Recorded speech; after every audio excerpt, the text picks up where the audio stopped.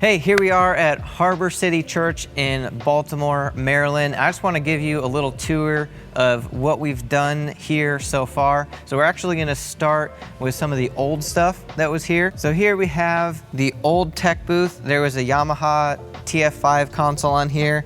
And then all of this stuff in this rack is here right now because it's not needed, it's unnecessary.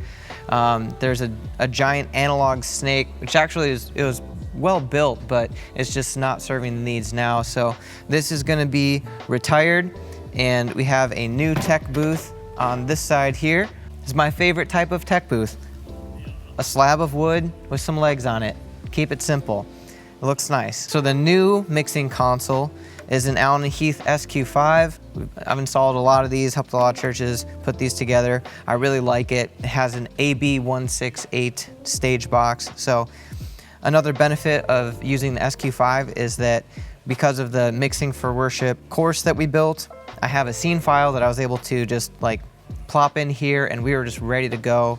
Just made a few tweaks on the routing and stuff, but other than that, it was all set very quickly because we had that scene preset. Before we continue on with the video, a quick word from our sponsor, the Worship Ministry School Accelerator Program. You may not know this, but in addition to all the YouTube content we're creating here at Churchfront, we also partner with local church worship and production ministries to help them hit their ministry goals. Over the past 4 years, we've worked personally with hundreds of worship ministries around the globe. We've helped churches navigate upgrading their worship tech, building better systems to grow their team of volunteers, as well as address any knowledge or skill gaps required for modern day worship ministry. When you join the Accelerator program, you get access to our entire library of online, on-demand courses, and you get unlimited access to our team of Churchfront coaches. To learn more about joining the program, click the link below this video to apply and schedule your free strategy session today.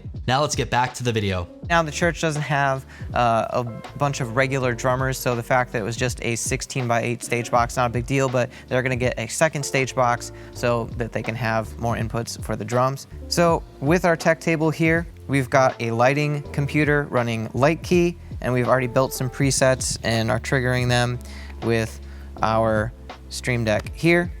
And then on this side, we've got a Mac Studio. So this is running ProPresenter, so that's doing both the in-person and the live stream. Got another Stream Deck. And then here we have our ATEM Mini Pro. That'll be for choosing cameras for the live stream, and we've got our preview window for that. So instead of that giant carpeted rack that we just saw earlier, this is the new equipment rack with the only things that are necessary in it. So power, battery backup, a network switch that will soon be replacing a smaller switch that's out of frame. And then we got a sweet little brush plate so we can pull all the wires through it into the network switch. And then this thing, this X-Max Studio, is really awesome because it holds the Mac Studio computer as well as a DeckLink Duo. So additionally, we are sending all of the video outputs over SDI instead of HDMI now because we have the DeckLink Duo. So one of the things we did was build SDI cables and ran those through the ceiling. Then we just have some drawers for storage. That is the entire new tech booth. Looks really nice, very clean and minimalist, which I really appreciate. So we did things pretty quickly. We're gonna tidy things up a little bit more, but one of the biggest projects on this trip was actually moving the lighting to better positioning. The lights were just not in ideal positions, so we took the lights down, we addressed all of them in a way that made sense. We made sure that there was a single run and that it wasn't being split anywhere. It just goes into the first light, out of the next light, etc., all the way down to the end of the line where we have the DMX terminator.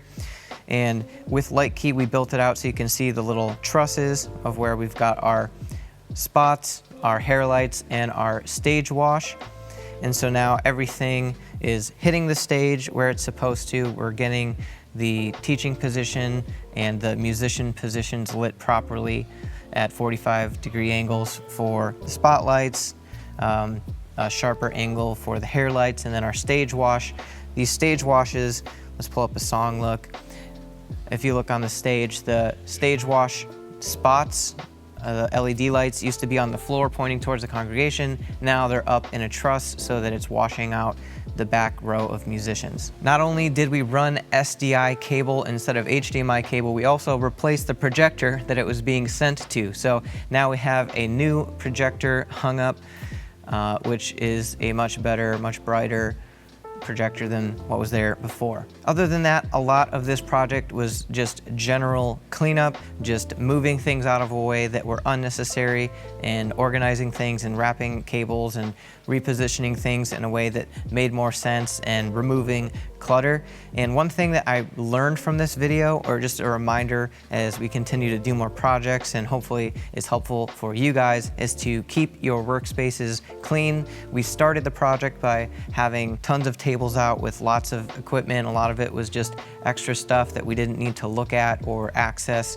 And so I think it was day 3, I said, hey, we just need to start today by cleaning everything out, taking out the trash that is trash to the dumpsters, putting away the equipment that we're not going to use for the rest of the project, and that made the rest of the day go much smoother. So that's a tip for you guys that I learned from this trip, is just to keep your workspaces clean, have all of your tools on one table, have all of your equipment organized in piles. So this table is for DMX, this table is for light fixtures, this table is for audio cables and microphones, and this section is for the zip ties and the Velcro, and that will make your projects go a lot smoother. That was really helpful for us. But let us know in the comments what you found helpful from this video, what plans you've got for your church. If you want to learn more about how to get this type of experience for your church, you can go to worshipministryschool.com/apply, and I hope to see you in the training.